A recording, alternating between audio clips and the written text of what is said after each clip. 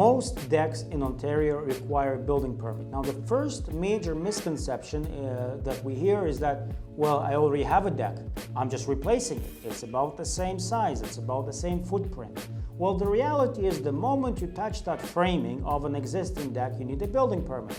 Regardless of whether your deck had a permit before, you need a permit when you are rebuilding a deck. The only exception to this rule would be when the deck is 100 square feet or less, when it's not attached to the house, and when it's less than 2 feet above grade. So you have to meet all three of those criteria. It has to be less than 100 square feet, it has to be less than 2 feet above grade, and it cannot be attached to the main dwelling. So for most decks, it's unrealistic to meet all three of those criteria.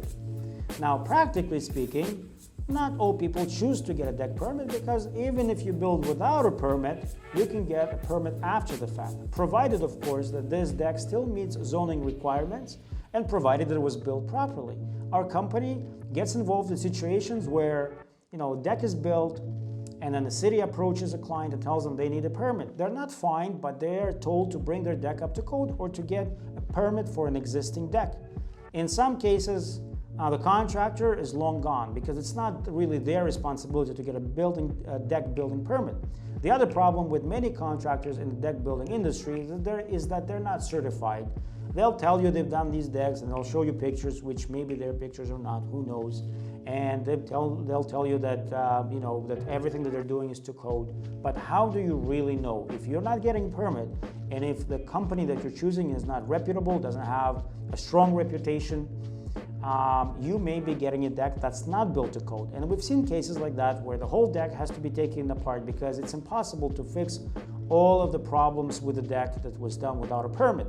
So, I know that for some consumers, they'll choose to take that risk and build without a permit, especially if the relationship with the neighbors is a good one and they know that the likelihood of a complaint is small. But then you really need to get a contractor who knows what they're doing, and it's best to know your zoning requirements ahead of time, because if your deck is too big for what you're allowed to do, you will have issues getting those zoning requirements met. So do enough research, and it's always best to get a permit for a deck that requires one.